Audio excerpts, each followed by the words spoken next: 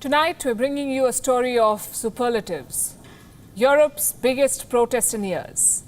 Europe's last dictator and Europe's latest conflict, with the Russians threatening to send their army.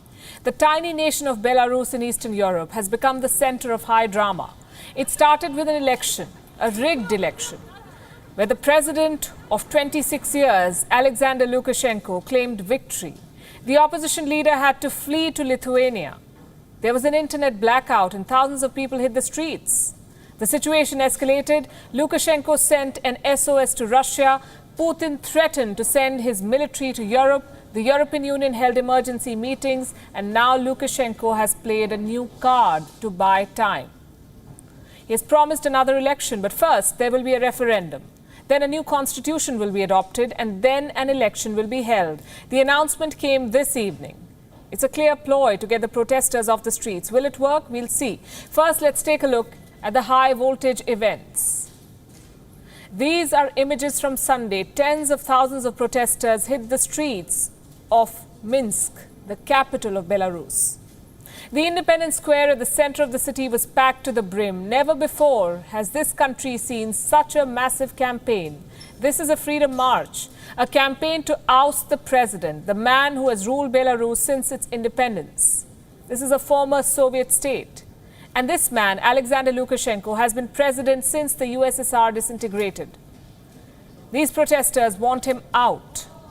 They're dressed in red and white, the colors of the opposition, and they're waving the flag of the opposition.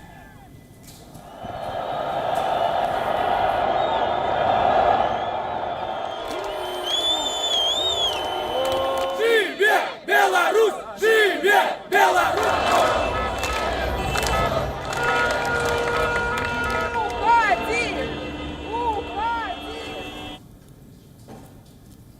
According to a report, at least 200,000 people took to the streets. A week back, Belarus had its presidential election. Lukashenko staked claim to a sixth term as president. The protesters said that the election was rigged.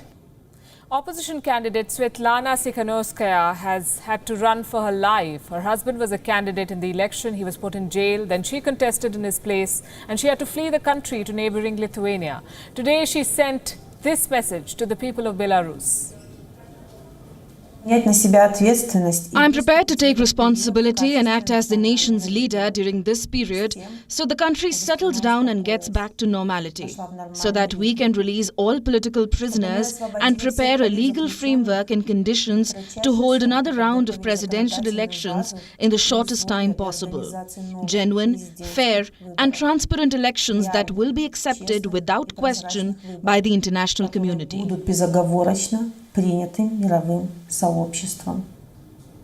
She has support from Europe. European governments have spoken against Lukashenko and announced sanctions. The UK says the election was not fair. Several cities in Europe joined the freedom campaign of Belarusians. The situation became difficult for President Lukashenko. His supporters held a counter-protest.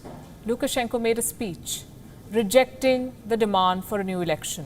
And then he's done a U-turn this evening. He said an election will be held only after a new constitution is adopted. Of course, until that happens, Lukashenko does not plan to step aside.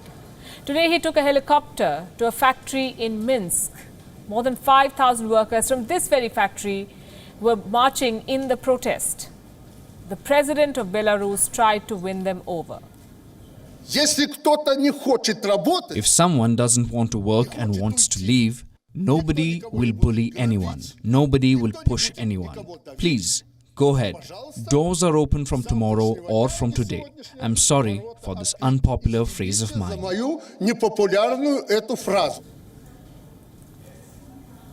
The president sounds helpless because he is. He has turned to an ally for help, Russia.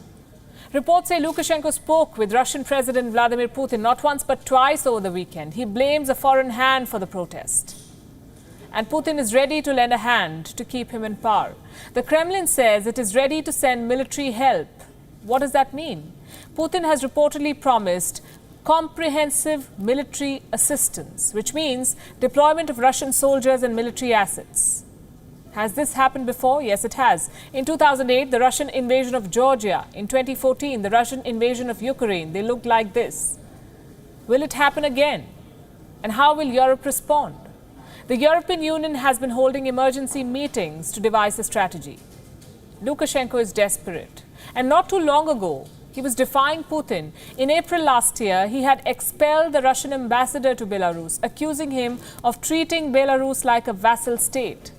The insults continued into 2020. Last month, 33 men were arrested in Belarus. Lukashenko said they were Russian mercenaries trying to stir up trouble ahead of the election. And now the same man, Alexander Lukashenko, has had to swallow his pride and turn to Putin for help.